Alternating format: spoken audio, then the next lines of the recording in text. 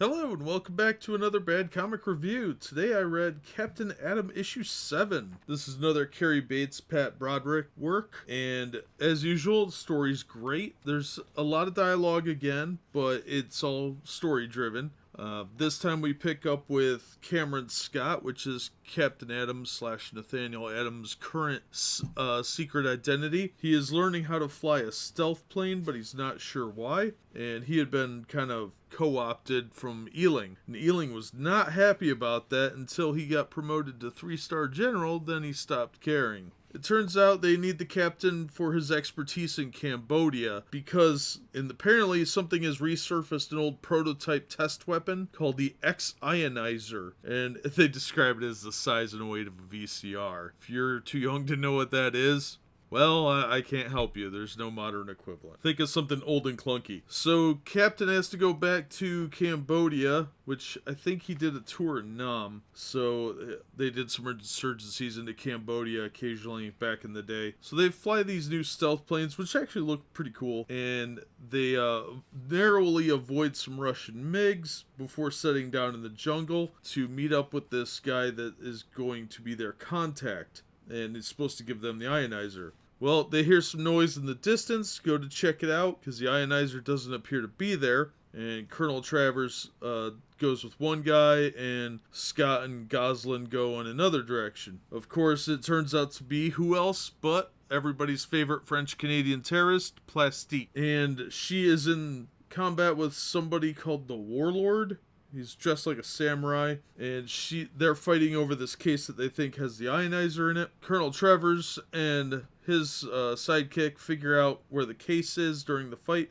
They grab it up, but it's empty, and Travers figures out, based on something the dying man said, where the actual ionizer is, so they go off to get that. Meanwhile, Captain Atom jumps into the fray to confront Plastique, who is apparently freelancing now as a mercenary because of her metahuman powers and terrorist experience. Well, Cap's not paying close enough attention and gets sliced by the Warlord, whose weapon probably was enhanced by this ionizer, but he gets cut.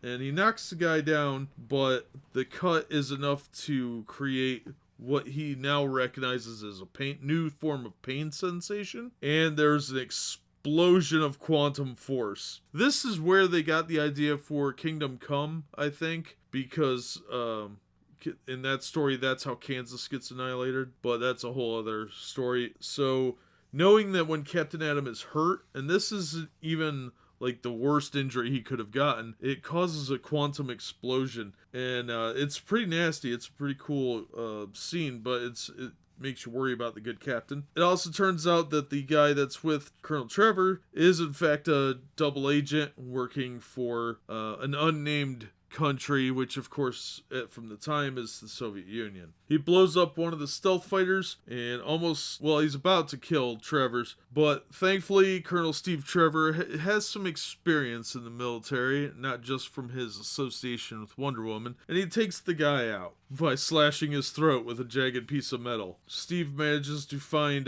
Goslin, and they get in the jet and take off, knowing that everybody on the mission was really truly expendable, and even though they don't know where the captain is, they have to take off. Well, we cut back to see where Captain Atom's daughter is, and she runs into her brother, who refers to their dad as a freak and a traitor. Obviously, he takes a lot of his cues from Colonel Ealing, who is pretty big jerk, but he's got his stepson brainwashed enough to think that Captain Atom was a traitor and a freak. And we're left with the mystery of what happened to Captain Atom, but that is in the next issue. Now, this issue was great. It was a fun story, nice intrigue. You had everything. You had double cross, you had sword fight, or a guy with a sword rather.